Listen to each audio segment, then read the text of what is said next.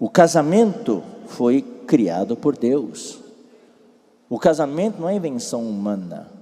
Então hoje na ideologia moderna estão querendo dizer que o casamento é um fruto da sociedade, é o fruto de uma cultura social, que o homem é livre para ter o sexo que ele quer e pode se unir com qualquer pessoa do mesmo sexo ou sexo diferente, ou ter os dois. Isso é coisa diabólica. Queridos irmãos, não deixem isso entrar na sua cabeça. Isso é coisa do tempo do fim, é coisa diabólica. O casamento foi criado por Deus. E o sexo? Vou falar de sexo? Oh, não, sexo é sujo, sexo é perverso, é ruim. Não, o sexo foi inventado por Deus. O sexo é santo no casamento.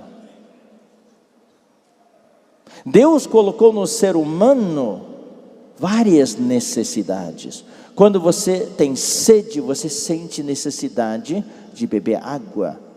Você não se sente condenado quando você sente sede. Você se sente condenado? Você tem fome. Quando você tem fome, você não se sente condenado. Agora, quando você tem fome e você vai lá no restaurante, entra e rouba a comida lá, aí sim, você pecou.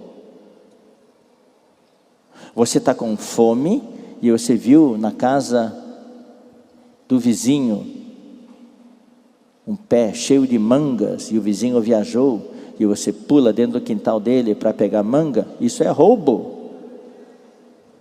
Talvez alguns de vocês tenham feito isso. Isso é roubo. A fome não é pecado, mas roubar manga na casa do vizinho é pecado. O desejo sexual não é pecado. Por isso que Deus deu o casamento, para o homem e a mulher viverem felizes e poderem satisfazer esse desejo sexual. Mas é santo só no casamento. Fora do casamento é pecado. É adultério e é fornicação. Essa é a palavra de Deus. Não tem nada dessa ideologia moderna. Eu quero ser feliz.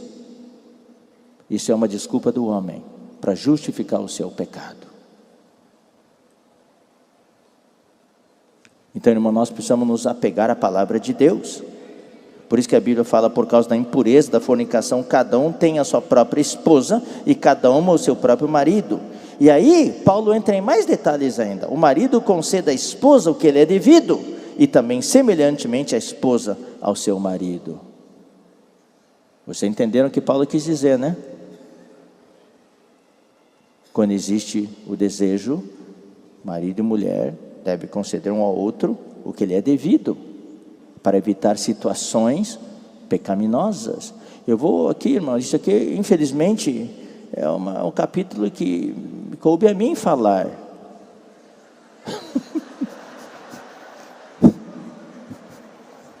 Nenhum cooperador quis falar isso.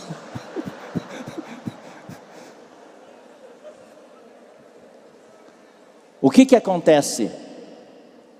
Eu vou ser prático. Marido e mulher brigam. Daí a esposa fala, você vai dormir no sofá. E o marido fica no sofá o mês inteiro. Aí o que acontece? Aí é uma chance que o inimigo tem de usar a fraqueza humana. Aí o pecado pode entrar. Por mais espirituais que somos, ninguém é de ferro. Então marido e esposa têm que tomar cuidado disso. A mulher, versículo 4, não tem poder sobre o seu próprio corpo, e sim o marido. E também semelhantemente o marido não tem poder sobre o seu próprio corpo, e sim a mulher. A Bíblia fala que os dois deixará a esposa pai e mãe, e se unirá, deixará o homem pai e mãe, e se unirá a sua mulher, e os dois se tornarão uma só carne. É uma só pessoa agora. Não vos priveis um ao outro, salvo talvez por mútuo consentimento por algum tempo. Para quê? para vos dedicardes à oração. Talvez haja uma necessidade muito especial de oração e jejum, uma situação muito difícil pelo qual o casal está passando, ou pela qual a igreja está passando, e o casal concorda: nós não vamos ter relações, vamos dedicar para orar. E o marido ora e a esposa ora. E novamente vos ajuntardes para que Satanás não vos tente por causa da incontinência. A palavra grega é por falta de domínio, por causa da falta de domínio próprio. Às vezes a vontade é maior, daí se há privação ao outro, daí está aberta a porta para o pecado. Quando fala dedicar-des à oração, a palavra grega para dedicar é estar livre para a oração. Aqui Paulo nunca se casou, então Paulo em certos aspectos não tem muita experiência disso. Mas hoje, irmãos, aqui Paulo está falando de um homem orar sozinho, ou talvez a mulher orar sozinha. Mas na vida da igreja nós temos a prática, irmãos, marido e mulher orar juntos. E isso, a oração de marido e esposa, é o que o inimigo mais ataca hoje. Eu nem vou pedir para os irmãos levantarem as mãos. Quantos casais aqui, marido e esposa, oram juntos? Cada um tem a sua agenda, cada um tem a sua programação, é um corre-corre o dia inteiro. Não tem tempo para marido e esposa sentar-se e orar juntos, ter comunhão, ou ler algo juntos, ler a Bíblia juntos. Claro que deve haver a leitura individual, mas é bom também ter alguma leitura juntos, ou ler uma parte de um livro juntos. Tem a leitura individual dos livros também, mas algumas coisas é bom ler juntos. Esse cultivo desse relacionamento entre marido e esposa. Mas de qualquer maneira Paulo adverte: não vos priveis um ao outro.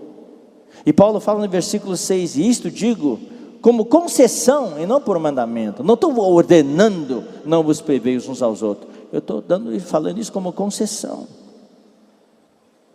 7, quero que todos os homens sejam tais como eu sou, como também eu sou. Paulo tinha convicção disso, ele nunca se casou, e ele lá no seu íntimo, ele gostaria que todos fossem como ele, que não se casassem.